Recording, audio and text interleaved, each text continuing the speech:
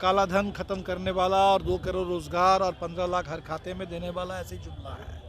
तो वो जो हिसाब आता है ना, इतना करोड़ का निवेश हो रहा है, 6 महीना बाद पूछिएगा, 1 साल बाद पूछिएगा कि कितना निवेश कहाँ हुआ। तो 40 सीटें हैं बिहार से और 40 में सिर्फ 1 सीट कांग्रेस को मिली थी। तो बिहार को पलट देना है इस बार के चुनाव में।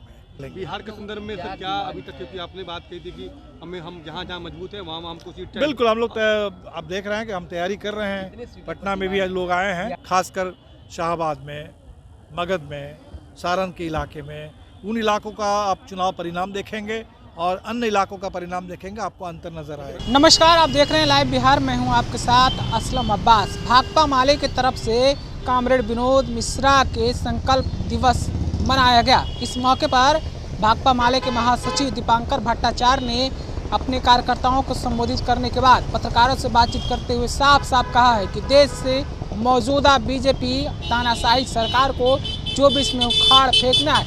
उन्होंने कहा है कि ये जो सरकार चल रही है युवाओं को ना तो रोजगार दे पा रही है, ना ही देश में अमन और चैन दे पा रही है। इसलिए विपक्षी एकता की बैठक जो होने वाली है उसमें हम लोग इस सरकार यानी नरेंद्र मोदी की सरकार को उखाड़ फेंकने के लिए पूरी तरीके से मजबूत और पूरी कदम को आगे बढ़ाएंगे। जरा सुनिए दीपांकर भट्टाचार्य क्या कुछ बोल रहे हैं। हमारे पूर्व महासचिव कॉमरेड विनोद मिश्रा की आज 25वीं बरसी है, तो उनके स्मृति दिवस पर हर साल हम इसको संकल्प दिवस के रूप में पूरे देश भर में मनाते हैं। तो संकल्प लेने के लिए संकल्प सभा का कार्यक्रम था। हमने यहाँ संकल्प लिया कि उनके रास्ते पर पार्टी को और मजबूत करना है। और आज सिर्फ हमारी पार्टी के लिए नहीं, बल्कि पूरे देश के तमाम न्याय पसंद लोगों के सामने, तमाम लोकतांत्रिक ताकतों के सामने, संविधान पर चलने वाले लोगों के सामने जो बड़ी चुनौती आ गई कि आज हमारे पूरी आज़ादी, लोकतंत्र, संविधान खतरे में है। फांसीवाद से हिंदुस्तान का पाला पड़ा है। तो फांसीवाद को शिकस्त देने के लिए संकल्प लेने के लिए आज सभा थी और इसी रास्ते पर हम लोग इसको तेज करेंगे। पार्टी को भी मजबूत करेंगे और इंडिया गठबंधन को भी, जो लड़ाई का एक बहुत बड़ा मंच है, उसको भी मजबूत करेंगे। नीतीश जी के चेहरे को लेकर भी लगातार चर्चा हो रही है कि एक व्यक्ति है जो नरेंद्र मोदी से सीधा मुकाबला कर सकते हैं, नीतीश कुमार। कई व्यक्ति हैं, ऐसा नहीं। हमें लगता है कि विपक्ष के पास कई नेता, कई चेहरे हैं और मैं समझता हूँ कि विपक्ष की ताकत है। विपक्ष की ताकत है। भारतीय जनता पार्टी अब तो वो बस एक चेहरा निर्भर मोदी के नाम पर।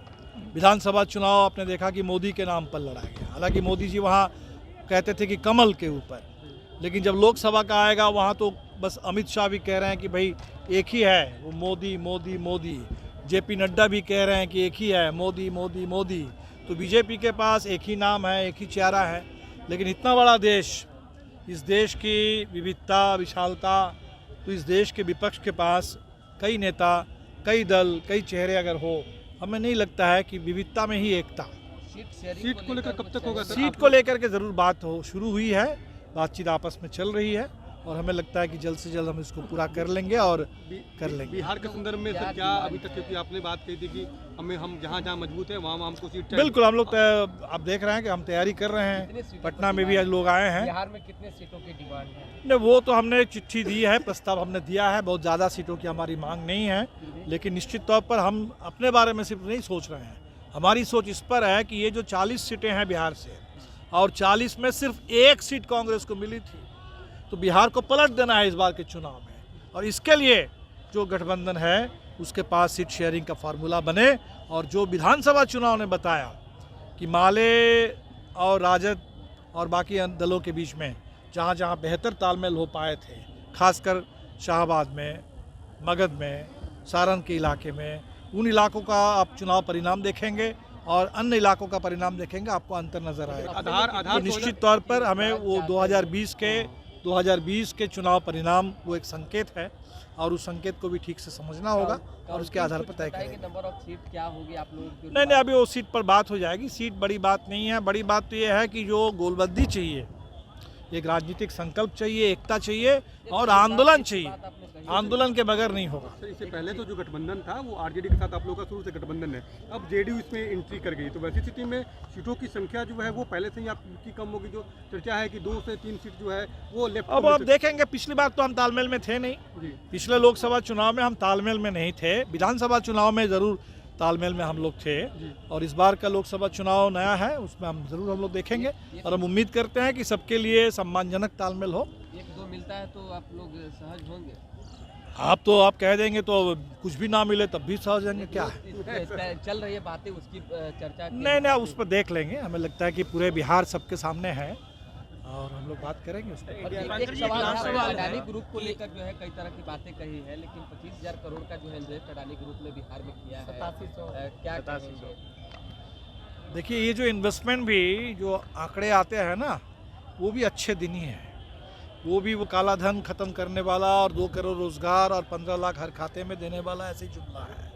तो वो जो हिसाब आता है ना, इतना करोड़ का निवेश हो रहा है, 6 महीना बाद पूछिएगा, 1 साल बाद पूछिएगा कि कितना निवेश कहाँ हुआ, कहाँ ज़मीन पर कोई कारखाना दिख रहा है।